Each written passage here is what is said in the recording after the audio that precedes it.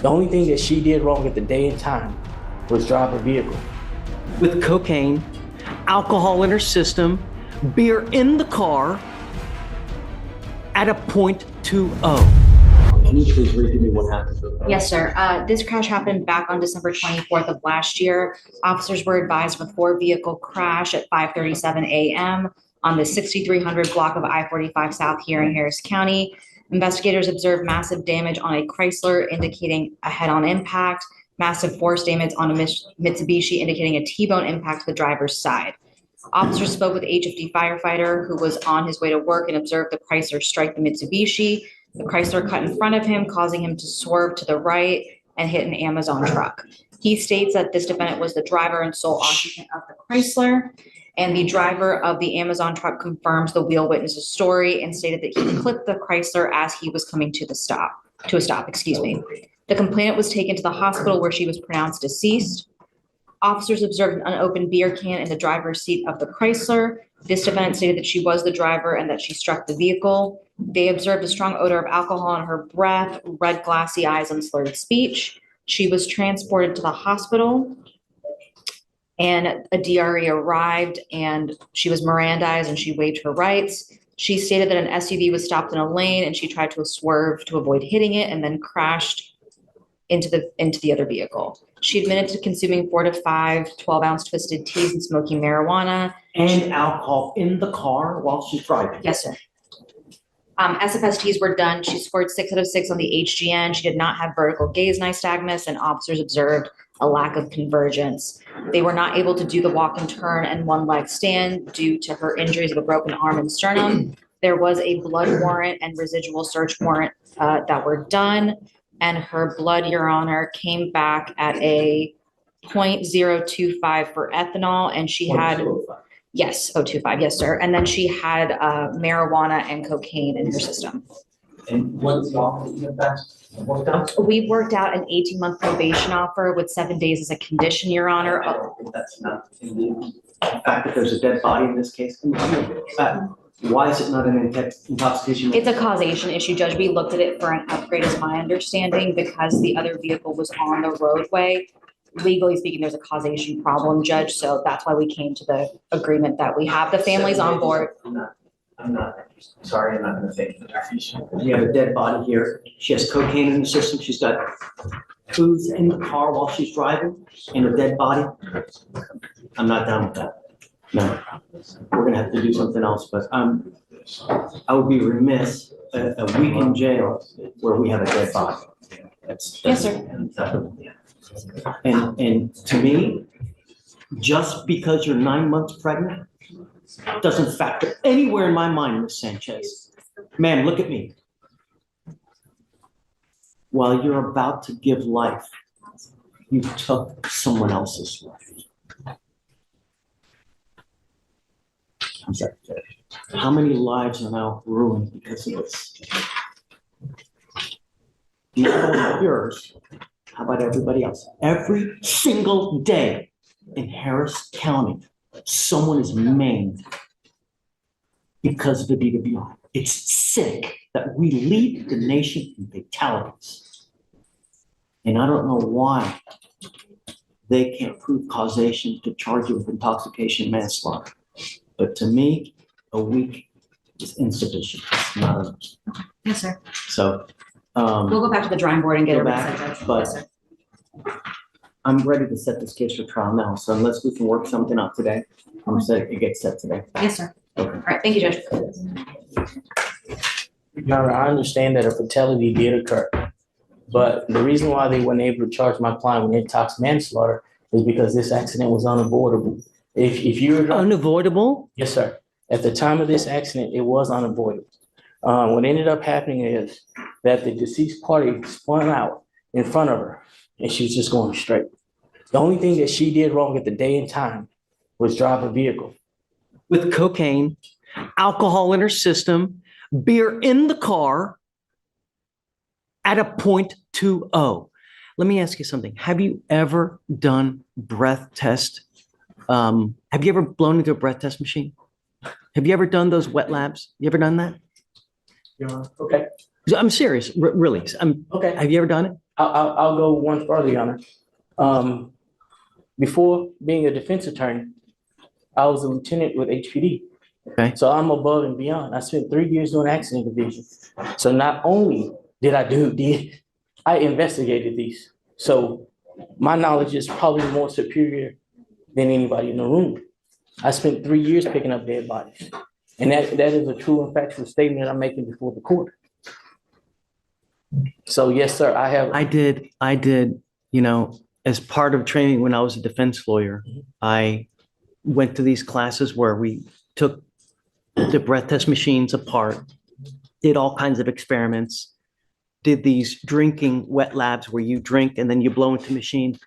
And the one time we did it, we downed a bunch of booze and I blew into the machine and I was lit, right?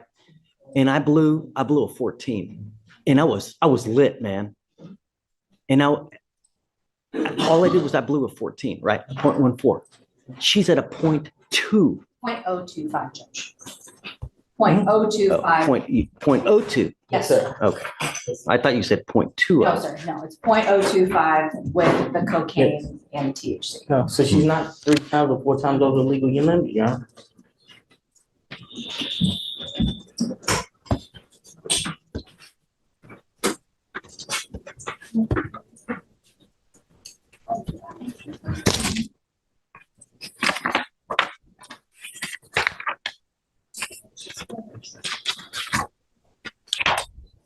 We were discussing about Ms. Sanchez.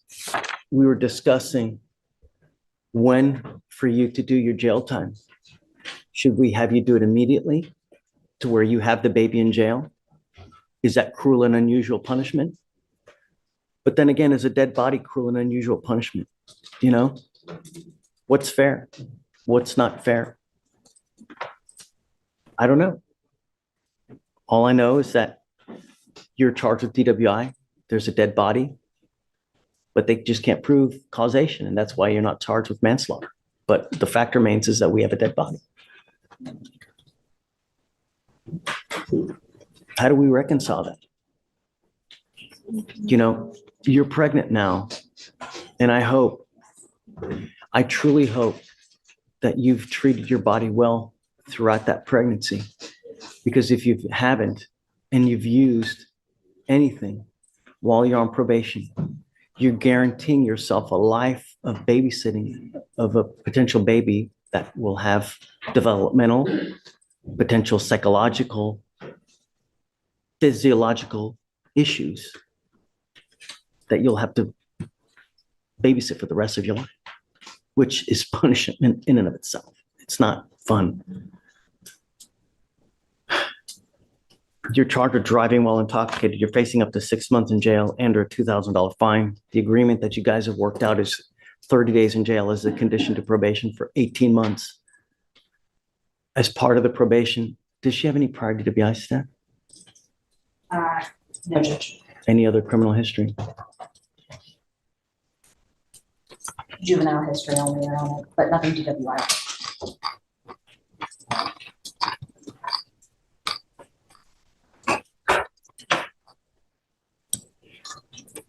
What all were you wanting done on the probation?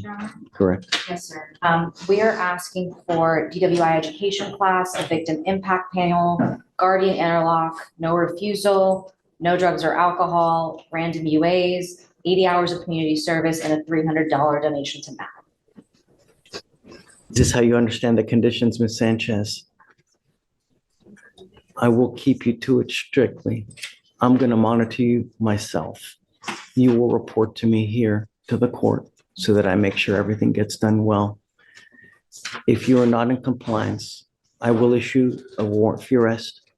You will be put into jail, and then you'll be facing up to 180 days in jail. If you test positive for alcohol or any kind of drugs, I will put you in a treatment facility in the jail. Do you understand, ma'am? No alcohol, no dope, no driving. You must have what does she have now? Does she have a scram right now? Has she had, Do we know if she's had any violations while she's been on? I don't think so, I right? don't She hasn't see any any, problem. Judge, no. Okay. She has a screen device at this time, Your Honor. We're gonna have to figure out something about as far as the baby situation with the interlock Yes, sir. or with the portable device. I will follow the state's agreement here. But like I said, I'm keeping you close to me. From now on, you'll be facing a minimum of 30 days in jail if you ever pick up another DWI. Do you understand?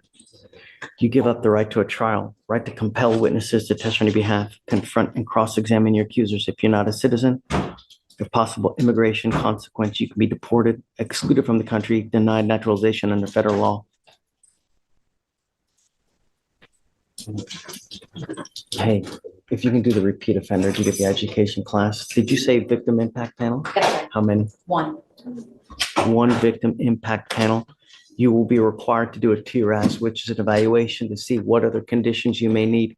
You must fulfill those conditions. Guardian interlock, no drugs, alcohol, random UA. When are you set to deliver, ma'am? What day? August 28th. When do you think we should do the time?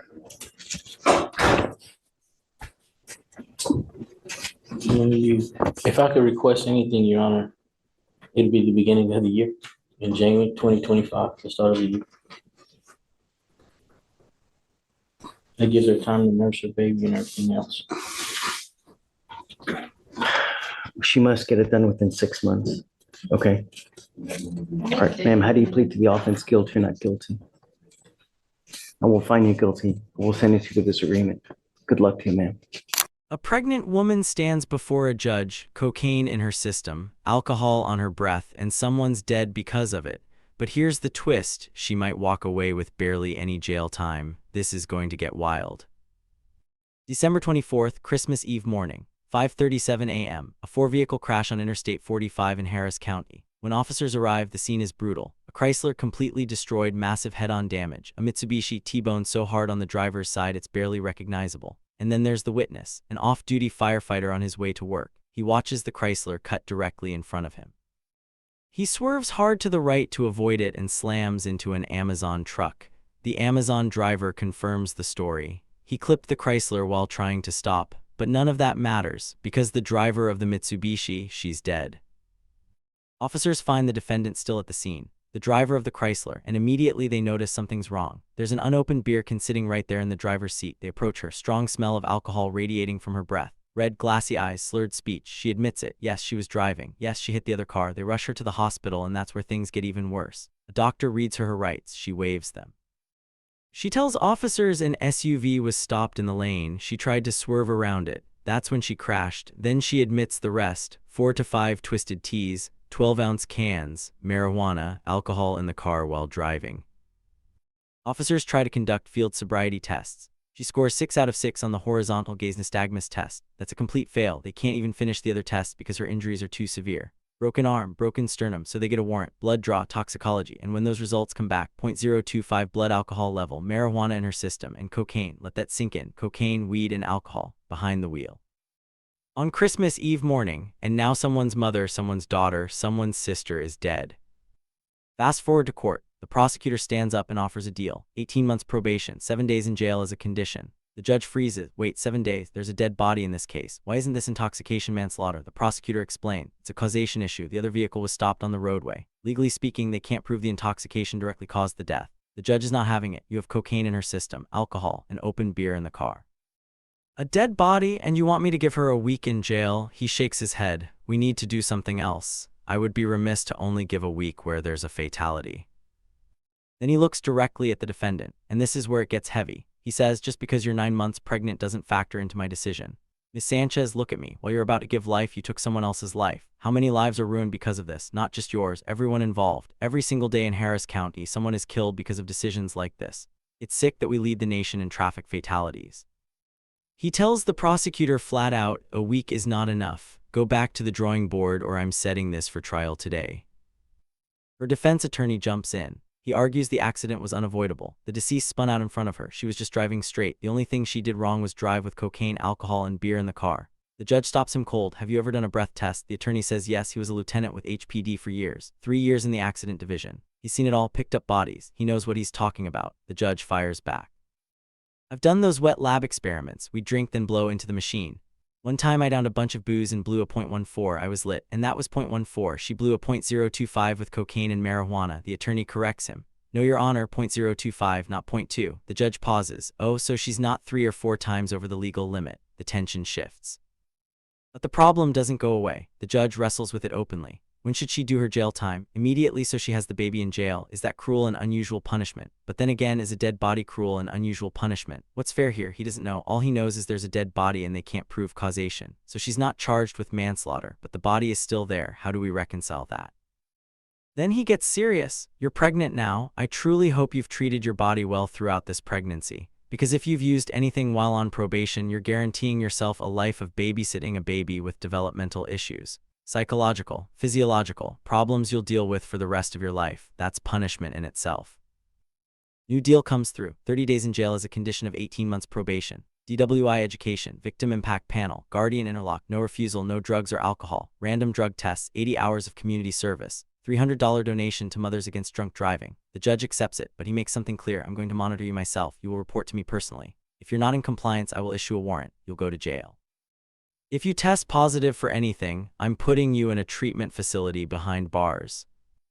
He asks when she's due, August 20th. Her attorney asks if she can do the jail time in January 2025. Give her time to nurse the baby. The judge agrees. She has 6 months to complete it. He looks at her one last time. How do you plead guilty? He finds her guilty. Sentence accepted. Good luck to you. She walks out, pregnant, free for now, but with a dead body behind her and 30 days of jail time waiting.